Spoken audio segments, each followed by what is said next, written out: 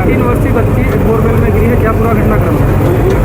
ग्राम कसर में जो बरगवा थाना अंतर्गत आता है उसमें 3 वर्ष की बच्ची सौम्या शाह करके, उसके पिता का नाम पिंटू शाह है, वो अपने खेत में ही खेल रही थी। ये बोरवेल नहीं कह सकते क्योंकि ये लगभग 8 वर्ष पुराना है। खेत मालिक का कहना है 8 वर्ष पहले का ये बोरवेल है, जिसको इसने पाट भी दिया था। जितनी मिट्टी निकली थी वो सब उसमें डाल दिया था और हर साल खेत की जुताई बुआई भी कर रहा है। और कभी ऐसा उसको समझ में नहीं आया कि इतना उसमें गहरा गड्ढा है। अभी लगातार बारिश हो रही है और मिट्टी भी यहाँ की बलुई है, तो बकरी के पीछे पीछे वो बच्ची यहाँ तक आई और उसका पाँव खिसका, तो शायद मिट्टी धसक गई जिसकी वजह से वो अंदर चली गई है। अभी राहत बचाव कार्य बड़े ज़ोर शोर से, लगभग 4:30 के आसपास की घटना है।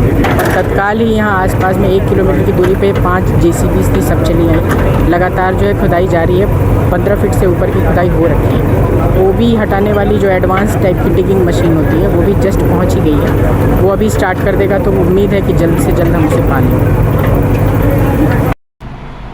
नमस्कार, मैं डॉक्टर अखिलेश पटेल, संचालक नेशनल हॉस्पिटल रीवा से। आज आप लोगों के माध्यम से कैंसर के लक्षण को कैसे पहचानें, इस विषय में एक छोटी सी जानकारी देना चाहूँगा। बात करें कि विंध्य क्षेत्र में पुरुषों में सबसे ज़्यादा कैंसर मुख का कैंसर होता है।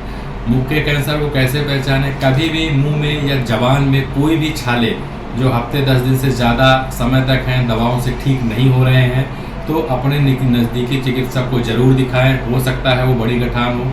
लक्षण जो है शुरुआत में ही पहचान में आ जाते हैं तो उसका संपूर्ण इलाज हो सकता है।